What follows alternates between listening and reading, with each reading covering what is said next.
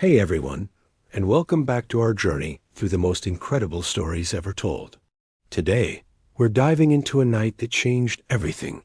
A night filled with so much hope and power, it's almost hard to imagine. Picture this. The sun is setting, casting long, beautiful shadows across the town. The day's work is done, but for many, their suffering is just beginning. Alex and Mia, our young friends, are watching from a hidden spot near the door of Peter's house. What they see is astonishing. It seems like the entire town has gathered. The street is packed, a sea of anxious faces. People are carrying their loved ones on mats. Others are leaning on friends for support. The air is thick with desperation. There are people with all kinds of sickness, and some are tormented by dark, unseen forces. They've heard whispers, rumors of a man named Jesus who can do the impossible. They've come here, to this humble doorway, clutching onto a fragile sliver of hope that maybe, just maybe, the rumors are true. The crowd is a mix of sounds, coughs, groans, and quiet prayers. They wait, their eyes fixed on that single door, believing it's their last chance. As the last rays of sunlight fade, the door opens. Jesus steps out. There's no grand announcement, no dramatic entrance, just a calm presence that seems to quiet the entire street. He looks out over the crowd, not with pity, but with a deep, profound compassion that you can feel even from a distance. Then he begins to move among them. He doesn't hesitate. He walks right into the heart of their pain. One by one, he reaches out. A simple touch, a gentle word. He lays his hands on a woman burning with fever, and instantly the heat vanishes, and she sits up, her eyes clear and full of wonder. He touches a man who hasn't walked in years, and strength floods back into his legs. The crowd watches breathless. It's not a lengthy ritual. It's immediate. It's powerful. Then he confronts those who are spiritually oppressed. He speaks with an authority that cuts through the darkness. Be silent, he commands the troubled spirits, and come out. He doesn't let them speak, because he knows they recognize him for who he truly is. The change is instant. The tormented find peace, their faces relaxing into expressions of relief for the first time in ages. The evening deepens into night, but the work doesn't stop. Under the soft glow of oil lamps and the starlit sky, the miracles continue. Hour after hour, Jesus moves tirelessly through the crowd. It's an incredible scene. There's no rush, no sense of being overwhelmed by the sheer number of people. He gives each person his full attention, as if they were the only one there.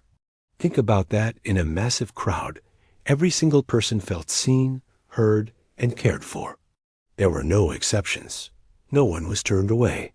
The Bible says he healed all who were sick. Every disease, every ailment, every single person who came to him in faith that night found their healing. The sounds of suffering are slowly replaced by gasps of joy, tears of gratitude, and joyful reunions. Families are hugging, laughing, and trying to comprehend the miracle they just witnessed. The entire atmosphere of the town is transformed from despair to celebration. It's a night where the impossible became possible, right there on the dusty streets.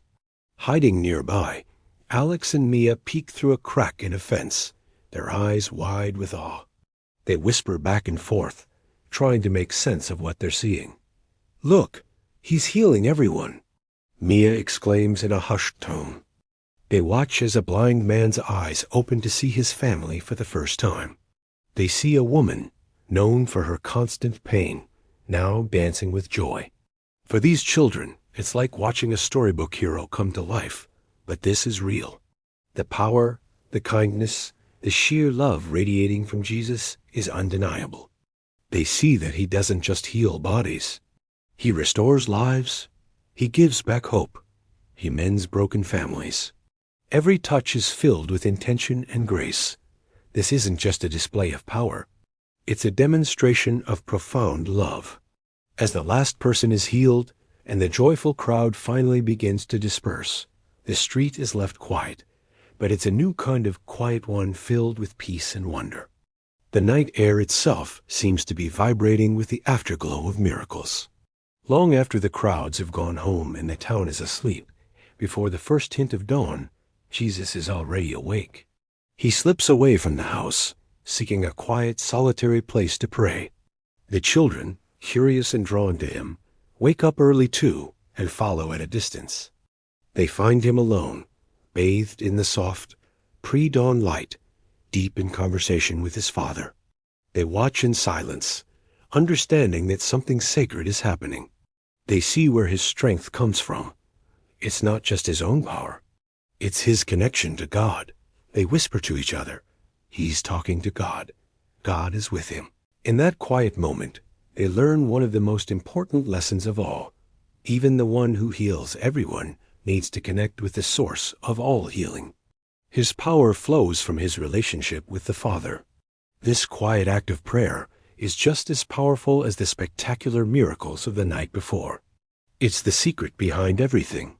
It's the fuel for his love and the source of his authority. So what does this incredible night mean for us today? It shows us that God's love isn't limited. Whether you feel lost in a crowd or completely alone in the quiet of the morning, he sees you.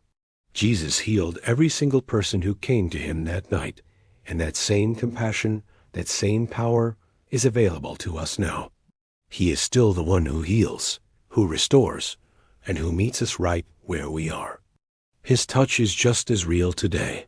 This story is a beautiful reminder that hope can dawn after the darkest night. He is with you in your struggles, and he is with you in your quiet moments of prayer. The miracles didn't end there. Stick with us as we continue to follow the incredible journey of Jesus. There's so much more to discover.